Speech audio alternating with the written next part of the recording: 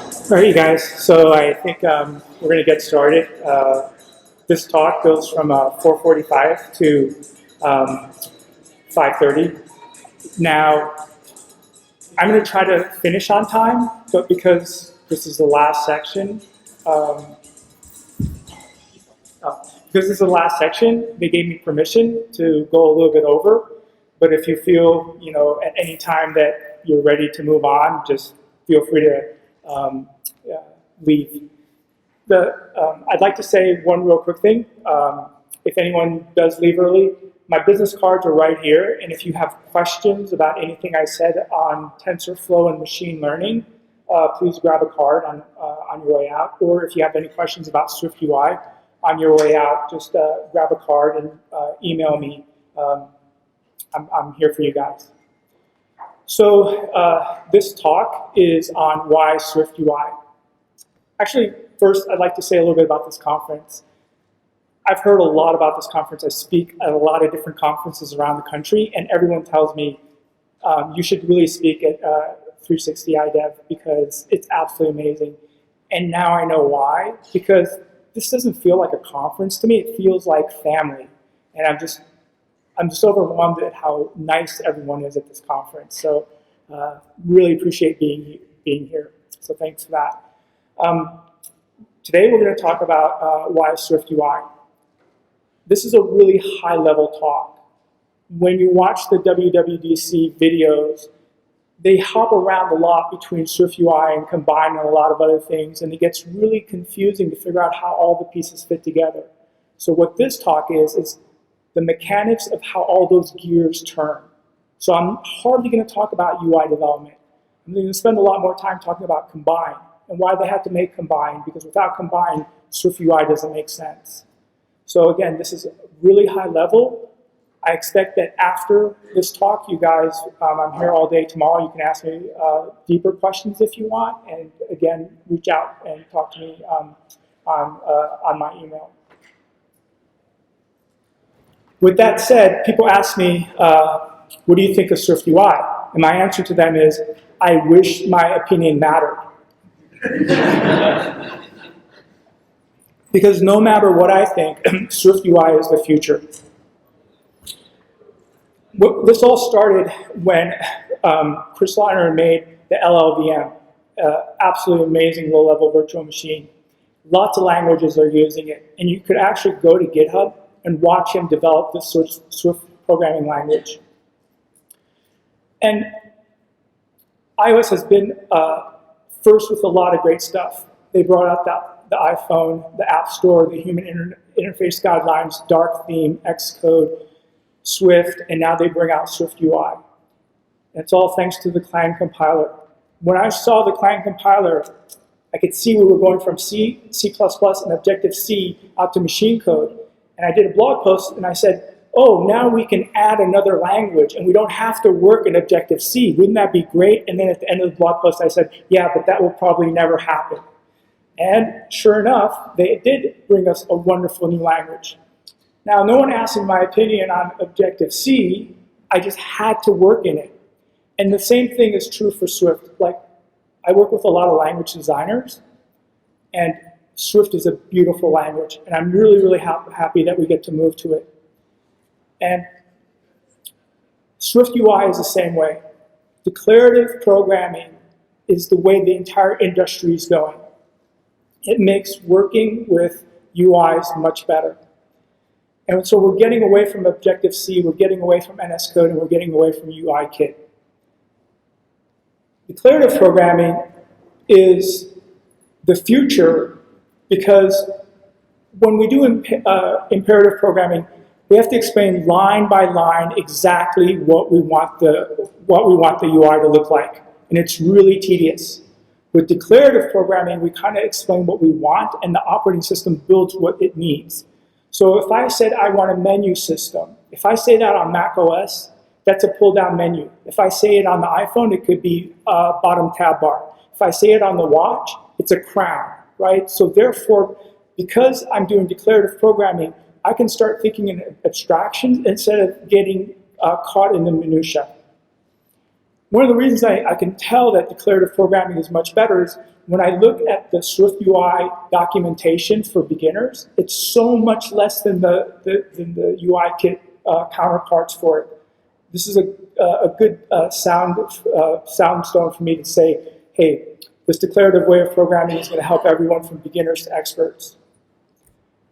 Now, when we look at all of the history that Apple has provided us, I know the Android team, when they first started building the Android phones, they were actually looking at BlackBerry. And then when the iPhone came out, they redid everything to actually build to kind of clone the iPhone. And Kotlin and Swift, even knowing they were made in silos, it turns out that they're very similar languages with very similar constructs. And the same is now true about SwiftUI. Android is moving to this thing called Jetpack Compose. It is a declarative programming model for their UI. Now you think there's growing pains in SwiftUI? Try to use Jetpack. You have, like this is, so I've written articles on this. You have to go get the source code for Android, and you have to actually build from the source code to be able to get to Jetpack Compose so you can do declarative UI programming on the Android side. So as painful as SwiftUI is for us, be glad you're not doing declarative programming on Android. I'm there, I'm doing it, it's painful. A shout out to the Android team. They're doing a great job. I'll be seeing them in about 2 weeks. I gotta tell them they're awesome or they'll beat me up. So the reason that we really want to be doing declarative programming is we want to build at the speed of thought. And what I mean by that is when I do a design sprint, I bring people in, and in 5 days we build an entire application. And the way we're able to do it is because our tools are phenomenal. We have absolutely phenomenal tools that allow us to go from an idea to a product. So we're not going idea, build, launch, learn. We're going idea, learn, idea, learn, idea, learn. And this is what SwiftUI provides us. Amazing tooling so that we can go from our ideas immediately to a finished product, get it into users' hands, and start learning what's happening. The first time I ever heard about this was from Tom Chi. And he had to build this water purifier. This isn't what he did, but it's kind of close.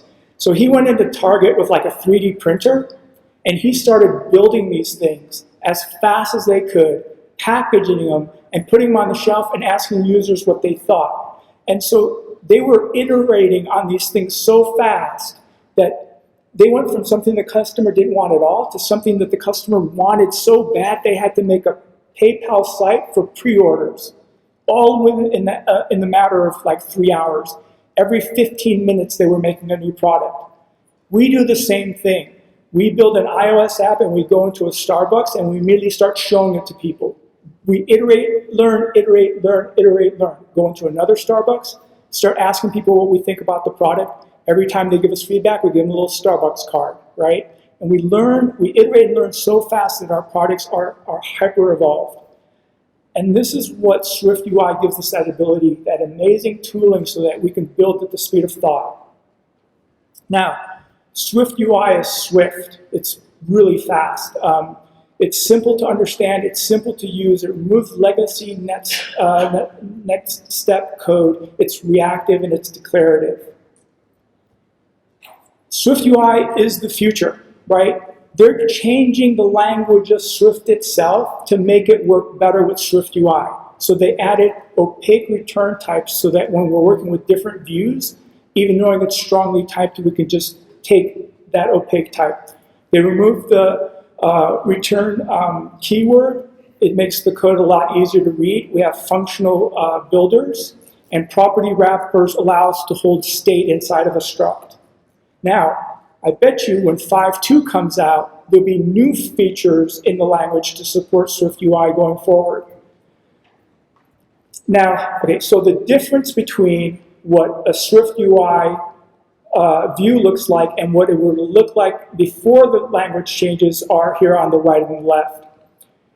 The property wrapper allows us to contain state inside our view. So this bit of state is contained in this view, and as we change this state, our UI is automatically updated.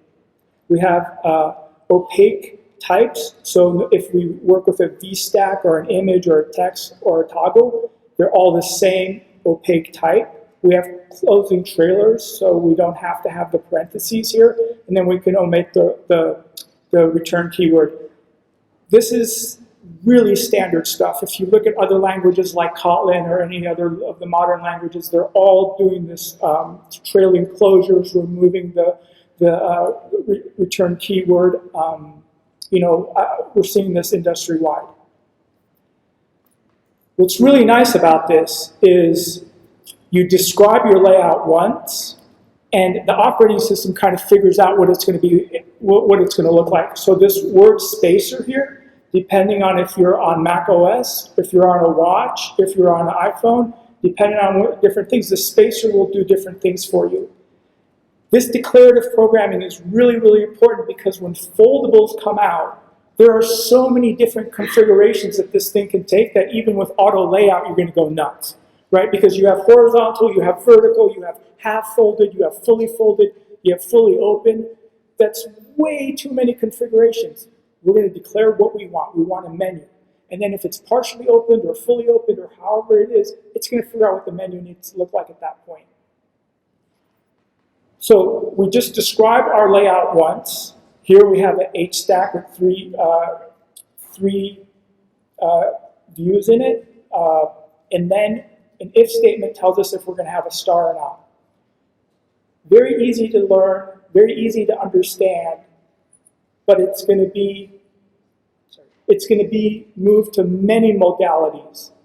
So this simple code going forward is going to be going into so many different modalities that we really have to move declaratively. I've heard grumblings inside Apple that they're coming out with wearables, different clothing, maybe, I don't know, I'm hearing stuff. So declaring our UI declaratively is really going to help us in the long run. Now, there are growing pains.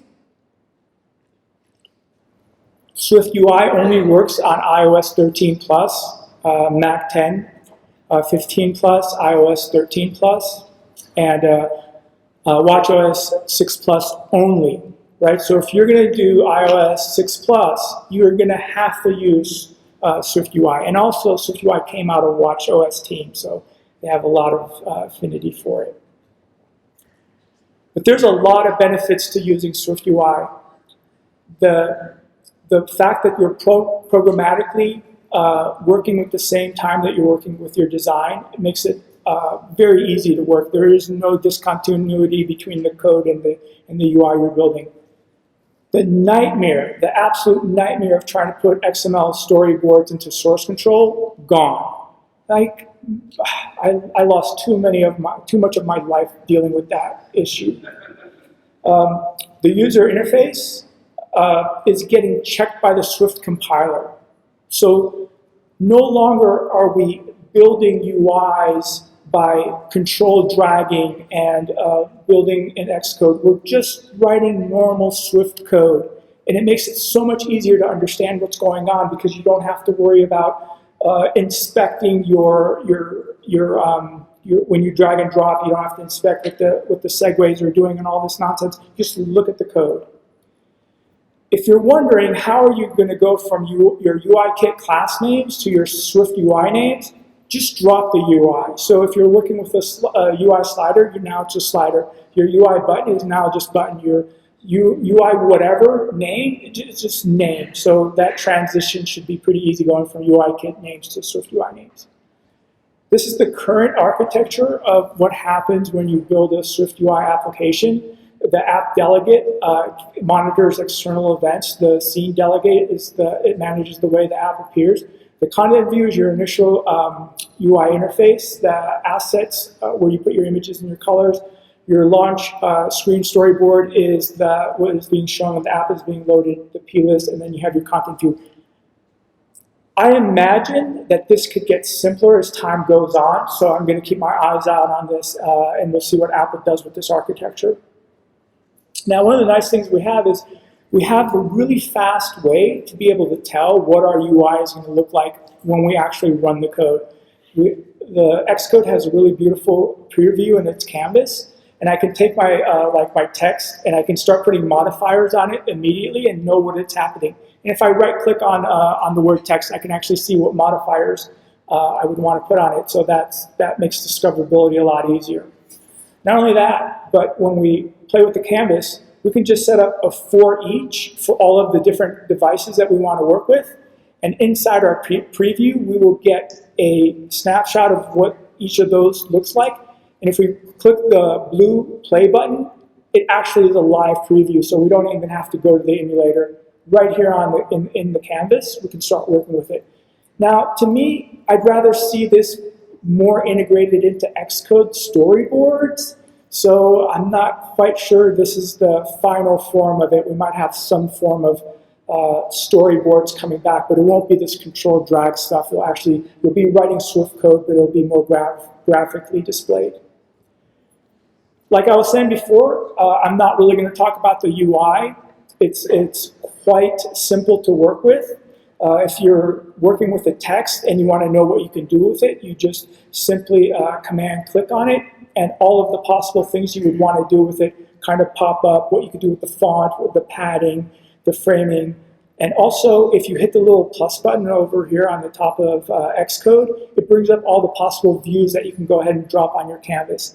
So discoverability for SwiftUI is quite easy to work with. Now, the base view that we're going to probably start working with is text. And you just take your view, and inside your body, you just say, I want some text. And it builds a text view, and then you can put your modifiers on it to change it. And again, you can just inspect it to see what kind of modifiers are possible.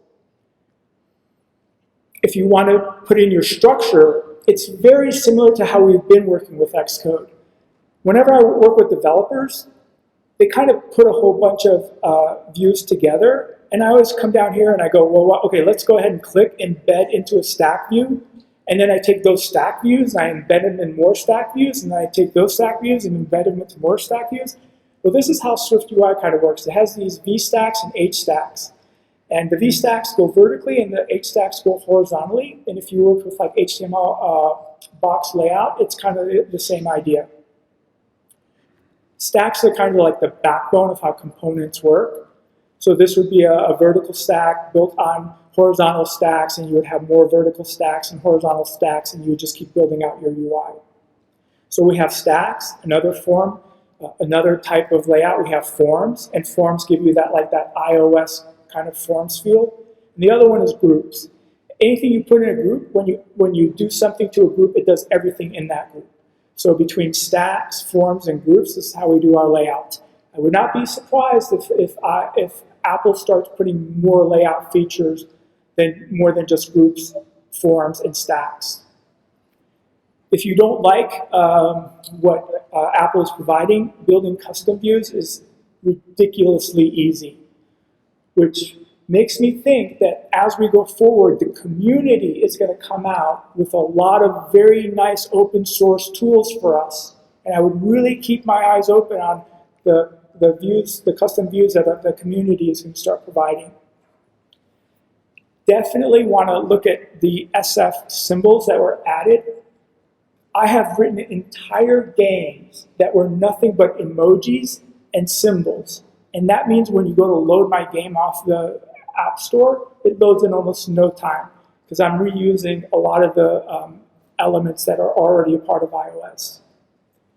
And we always want to think about building reusable components. So the way I work is I start building my components out in an 8-stack, V-stack, 8-stack, V-stack, 8-stack. And then I extract that subview, and that is now a component. So I oscillate between embedding in views and then extracting that subview. And that's my workflow, and I think that's kind of what Apple's thinking about when they're asking us to build our UIs. And navigation. Everything in SwiftUI is just Swift code. So when you're building your UI, if you put an if statement in there, it's how the UI is going to react. Navigation is no different. It's simply Swift code. No more control dragging from one view to another and worrying about prepare first segue or none of that. It's just Swift code. So to do navigation, you just basically have this navigation view, and you have a navigation link, and you go, I want to go to this destination view. Done.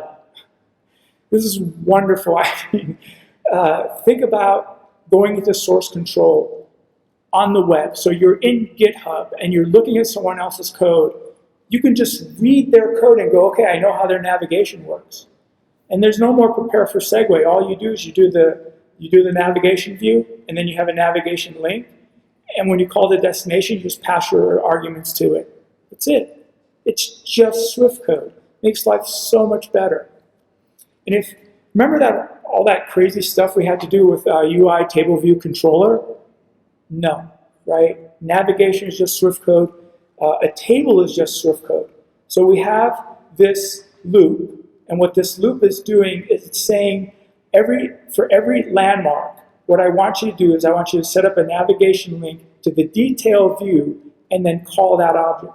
So here, these little buttons, these segues into the detail view, they're being generated by this one line of Swift code. And again, I can just go up to GitHub on the web, read someone's source code, and know exactly how their navigation is going to work. Makes life a lot easier. And the logic for our UIs, again, it's simple Swift code. So this if statement to show my favorites, basically I'm just looking at this property, and if that property is true, it automatically updates my view. Readability of the code is very intuitive, and it's going to make it much easier for beginners to get into Swift programming. Now, things are changing very quickly. In fact, I think when I started putting this talk together from today, SwiftUI has changed, and I don't even know the changes they've made because I haven't had time to look at it. But this navigation link, when SwiftUI was first released, was called navigation button. It's all been deprecated. I would not be surprised if some of this code that I have in here has already been deprecated. It's moving really fast, but that's okay. This is what Apple does. Apple got rid of the DVD player before anyone was ready. Apple got rid of the headphone jack before anyone was ready. They don't care. They're moving forward. They got rid of Objective-C. They didn't ask anyone their permission. They're getting rid of UIKit. We're moving to SwiftUI. Apple's moving on.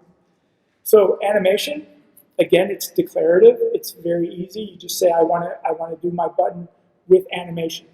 And then, because this is declarative, I don't care if it's iOS. I don't care if it's Mac OS. I don't care if it's a wearable. I don't care if it's a spaceship.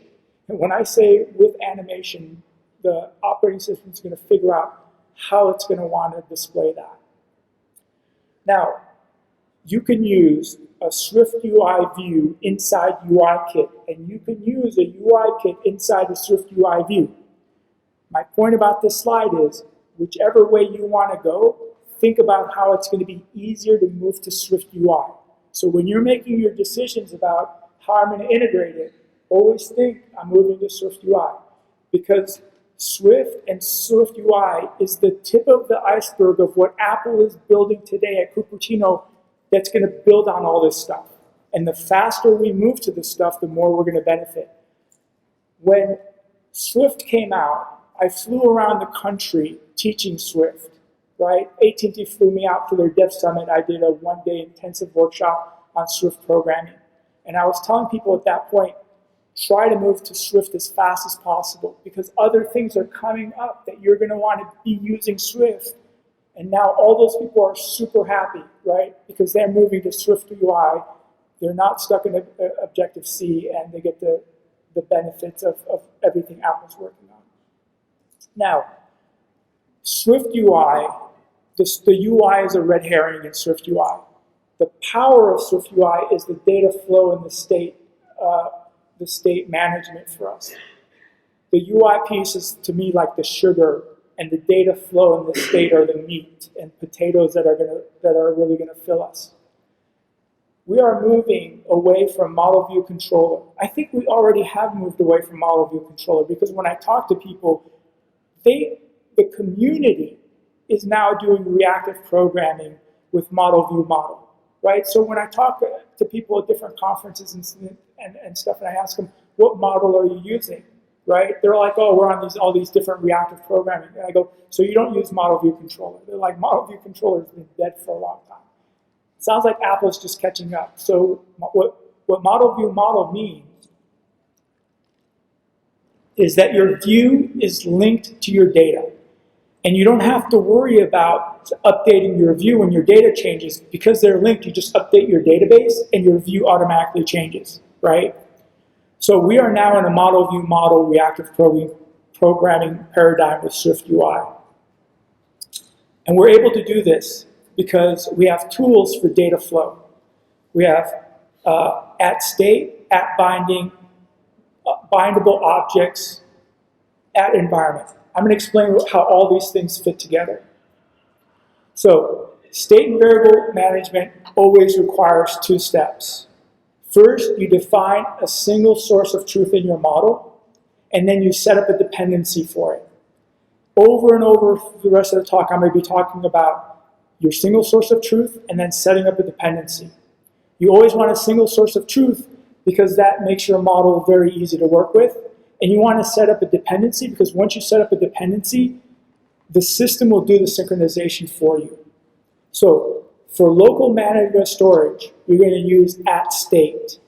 For data that you manage, you want it to conform to the bindable object protocol and set up a publisher from the combined framework. Let me get into that a lot deeper. And then you want to set up a dependency for your model so that SwiftUI will keep the view in sync with the model. Some key points to remember. Anytime you access data, you're setting up a dependency. So for the two steps, the first one's single source of truth and then set up a dependency. By just accessing it, you're setting up a dependency. You should only have one single source of truth. And that means that sometimes you're going to be taking your data, wherever it's living, and passing it up to a common ancestor. And you keep passing it up until you have one single source of truth that all your views are using.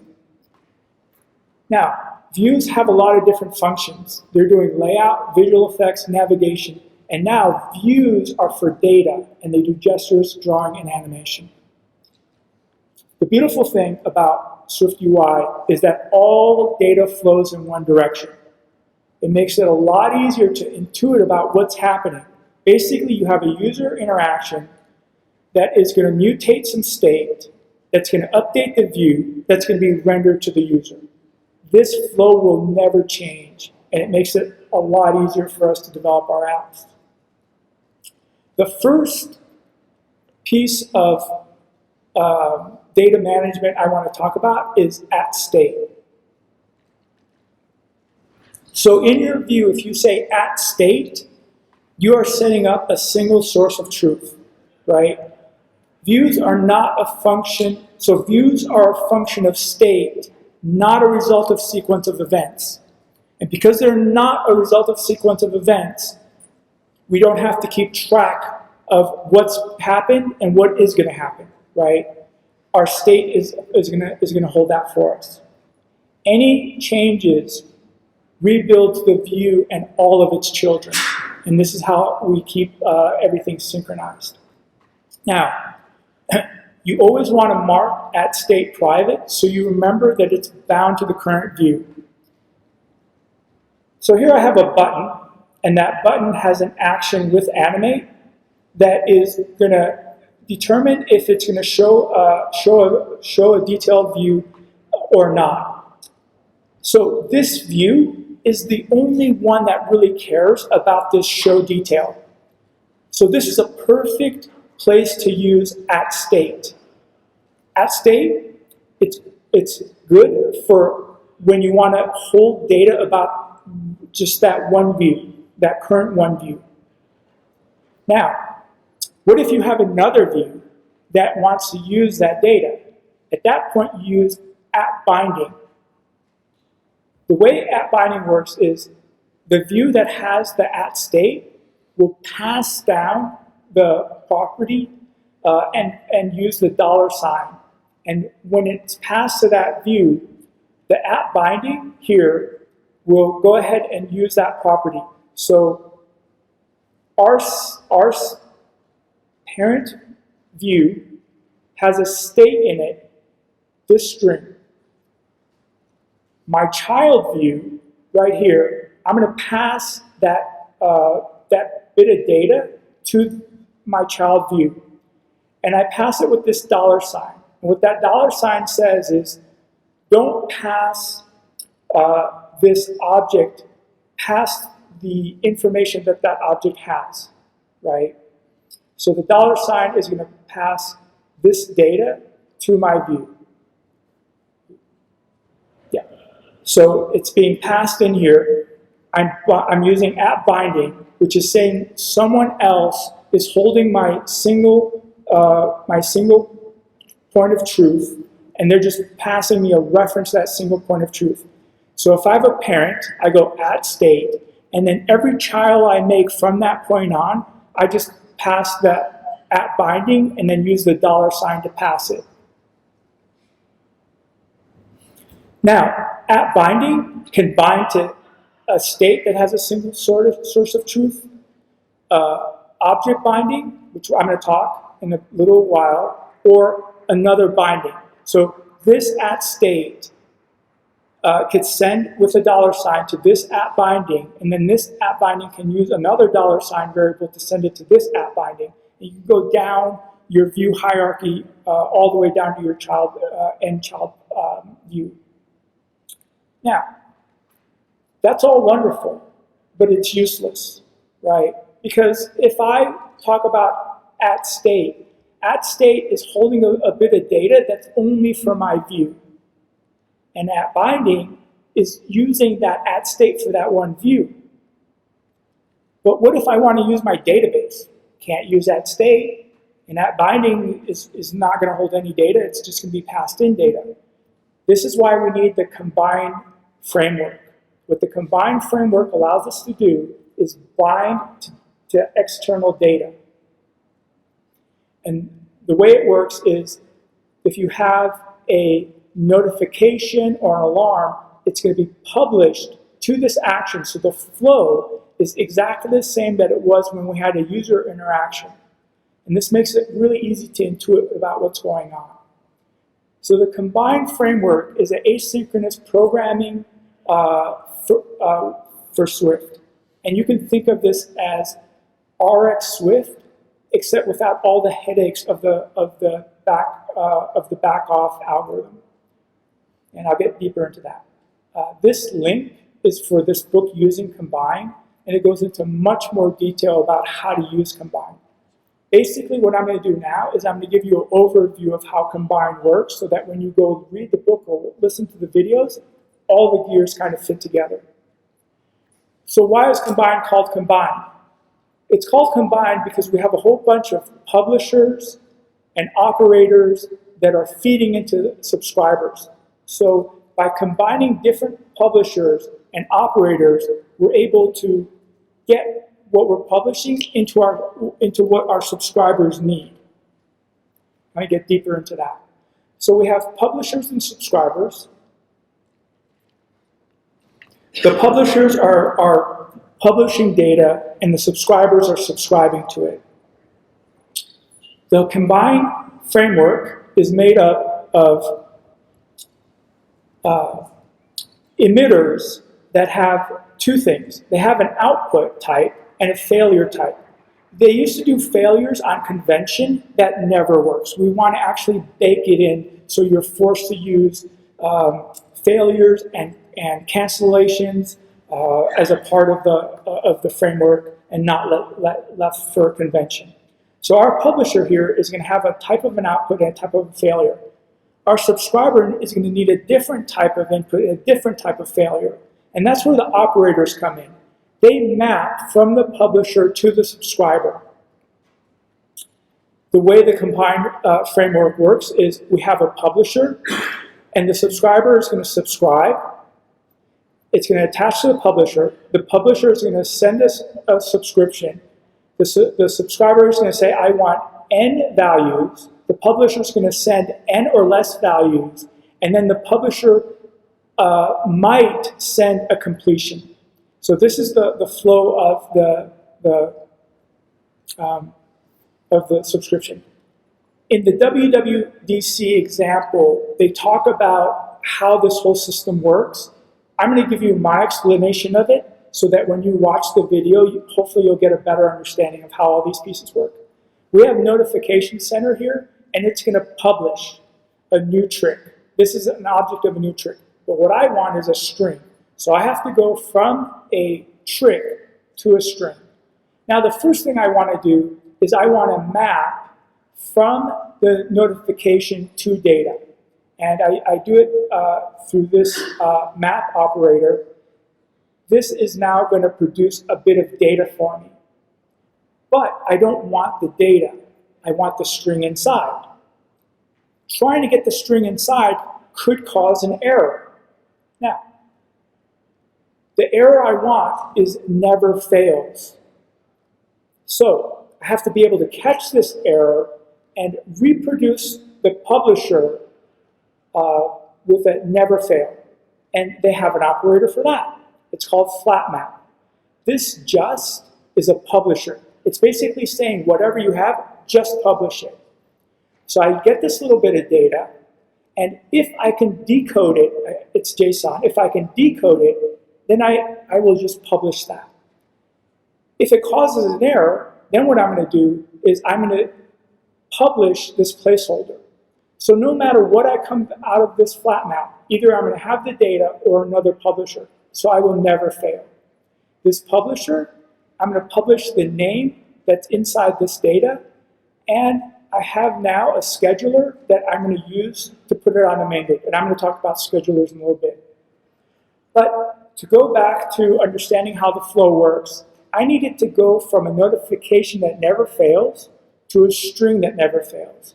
So what I did is I went from the notification that never fails, I mapped it to the data that never fails, and then I did a flat map, which could fail, but this flat map will republish. Either it's going to republish the data that's inside, or it's going to republish this placeholder. So now I come out and I publish the magic trick that will never fail because I'm catching my error and republishing it. Now I have a string that never fails, and I want to give that to SwiftUI, which means I have to move on to the main thread. So my publisher is now going to send this to the scheduler, and I get a string that never fails. So I went from a publisher through two operators to another publisher to a scheduler. And that's why it's called combine, because you're going to be combining all these other things to go from what the publisher is giving you, which is nothing you want, to getting to something you want. And whenever you go to SwiftUI, you can never fail, because when you write to the UI, it's got to work. And handling all your upstream errors allows that to happen. There's lots of amazing operators that Apple provides. Pretty sure the user community will provide more, and Apple will provide more as time goes on. Now, there's 3 rules for subscribing. So that was all publishing. So there's 3 rules for subscribing. The subscriber will call receive subscription once and only once. The subscriber will receive 0 or more values, and the publisher will call one final optional completion when done or with an error. Here we can see the different receive calls that the subscriber has. There's 2 really good built-in subscribers I have to mention.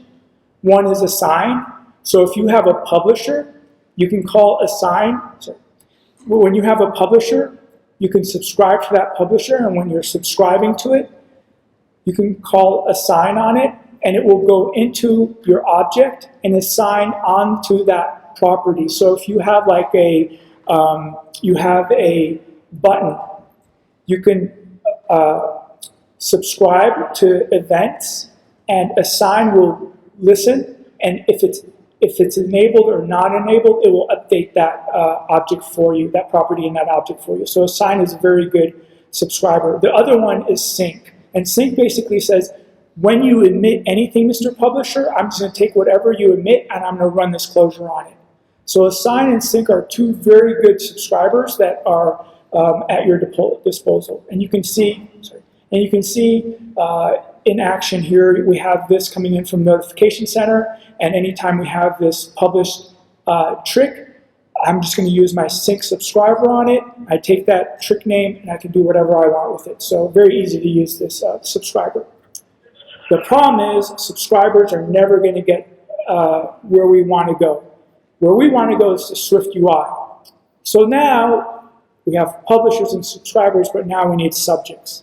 And what subjects do is they have a send method that injects into a stream, and this is how we're going to be able to take our publications and inject them to SwiftUI. And they have these send functions that we're going to be using. There's two types of subjects. There's a pass-through subject, which does not hold the current event, and there's a current event value subject that holds the most recent element. So depending on if you need the most recent element or not, this is the subject you're going to use. And this conforms to the bindable object protocol that SwiftUI is going to need. So the bindable object protocol is a protocol that adheres to this publisher type of did change. So if we want an example of that, say I have a data store, a model, this wizard model, and it's going to conform to the bindable object. I have a pass-through subject, pass-through which means it doesn't keep the current value, and I have it in this did change.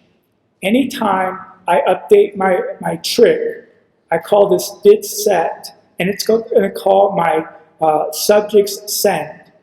So when I'm using this model, right, in this view I'm using this model right here,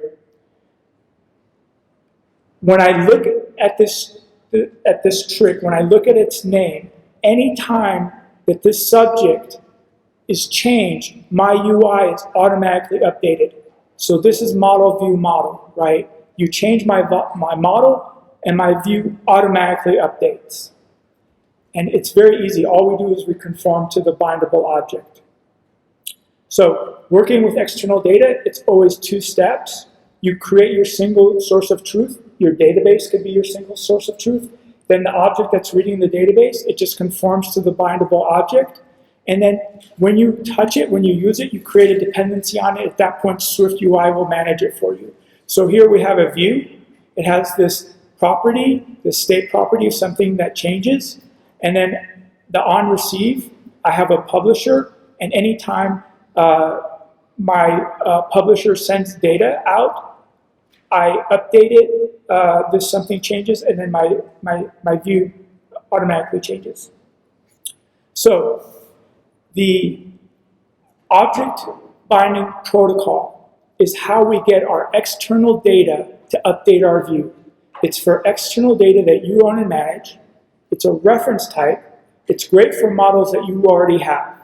So create an object of truth by taking your models and conforming them to the bindable object protocol. So when you access the data, when you access the data, you're creating a dependency. So again, if you're thinking about using state, stop, and think if state is the right thing. State is only used when it's just for the view. So the color of your button, the state of your button, something that's just for that view, use AtState.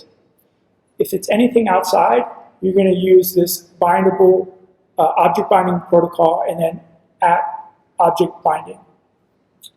So creating dependencies, it's very easy. You have this model that conforms to the bindable object. So I have this pass-through subject. This is again my publisher did change, so that anything I do in this model, if I call it, it's going to call did change send, and that is going to tell my view that my model changed, and my view is going to update. So here we can see that this is my view, and I'm going to be passing in this model to it. And when I'm coding, this is really good because every time I make this view, a view of this type, I can see it has a dependency on my model. It's really good for readability.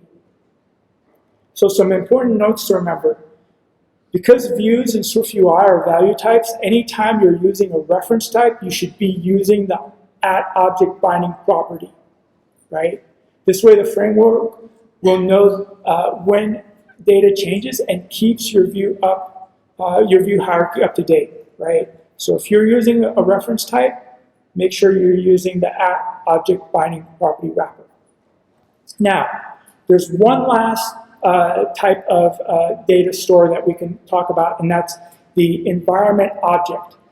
You can take your model, and instead of conforming it to the object binding, you can actually inject it into the environment. And then once you inject it into the environment, all your views can just go ahead and use that model. So what's the difference between @ObjectBinding and @environmentObject? The way that @ObjectBinding works is if you wanted to pass it down to this bottom view, you would pass it to the parent view, and then @Binding, you would pass it all the way down. @environmentObject is a convenience because any of the views can easily access it. So when do you use what? If you have an external data source, then you would make that conform to the observable object protocol, right? To use it as your publisher for your view model. And then you would bind that with the @observable object. So this is external data that you own. @state is used when you want persistent state for that individual view, right? So if your view has state, use @state. If it's external, you're using @observedObject. @binding, that's what you're using when you're passing down other people's single source of truth, right? So if you're passing data around, it's @binding.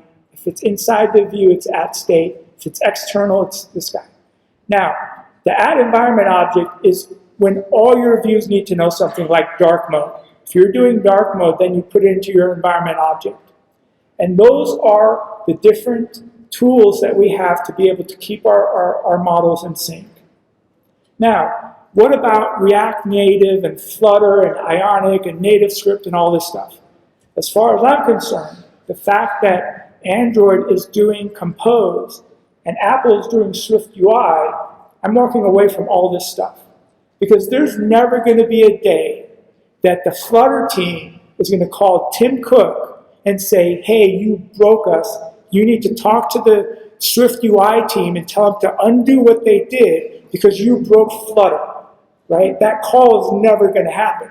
More likely what's going to happen is Flutter is just going to break until the Flutter team can fix it. And no one wants to be in that situation.